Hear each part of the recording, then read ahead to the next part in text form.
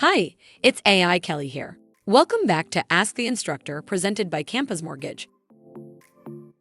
Today's question is, the borrower applies for a USDA loan, but the appraisal notes a nearby auto repair shop with fuel storage and a petroleum odor at the rear lot line.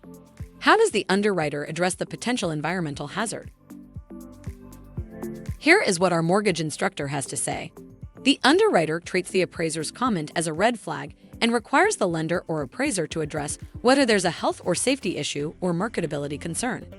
Next, obtain an appraisal update and, if warranted, an environmental professional's report, for example, limited assessment or phase 1, or local agency documentation showing no contamination.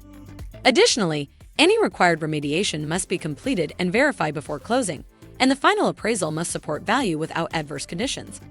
Ultimately, USDA financing proceeds only if the site is safe, sanitary, and not subject to environmental contamination that affects habitability or collateral risk.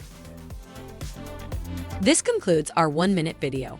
If you like this video, please help us by clicking the like button and consider subscribing to our channel. And remember, at Campus Mortgage, we offer a variety of comprehensive mortgage training and certification programs. To learn how we can help jumpstart your mortgage career, simply download our course catalog at campusmortgage.org. Thank you and make it a great day.